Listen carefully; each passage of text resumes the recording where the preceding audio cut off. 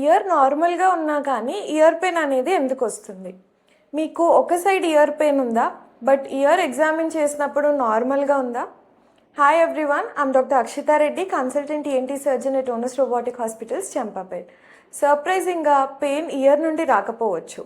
Throat infection, tonsils, dental problems, జాయింట్లో ఉండే problems, sinus issues లేదా నెక్ రిలేటెడ్ ప్రాబ్లమ్స్ వల్ల కూడా పెయిన్ అనేది ఇయర్కి రిలేట్ అయ్యి ఉండొచ్చు. సో ఎస్పెషలీ స్వాలోయింగ్ అప్పుడు థ్రోట్ పెయిన్తో పాటు ఇయర్ పెయిన్ ఉంటే థ్రోట్ని కూడా కంపల్సరీగా చెక్ చేసుకోవాలి. సో ఇయర్ పెయిన్ ఉంది అని సెల్ఫ్ మెడికేషన్తో డ్రాప్స్ అనేది అస్సలు వాడకండి. ఫస్ట్ ఎగ్జాక్ట్ కాజ్ ఏంటి అని ఐడెంటిఫై చేయడం చాలా ఇంపార్టెంట్. పెయిన్ కనుక రిపీటెడ్గా వస్తుంటే, సివియర్గా ఉంటే, మింగడానికి ఇబ్బందిగా ఉంటే లేదా నెక్లో ఏదైనా స్వెల్లింగ్ లాంటిది కనిపిస్తే వెంటనే ఈఎన్టీ డాక్టర్ని కన్సల్ట్ అవ్వండి. I'm doctor Akshita Reddy, consultant ENT surgeon at Onus robotic hospitals, Champapet. Persistent ear pain ఉంటే ప్రాపర్ ఈఎన్టీ ఎవాల్యుయేషన్ అనేది కంపల్సరీగా చేయించుకోవాలి.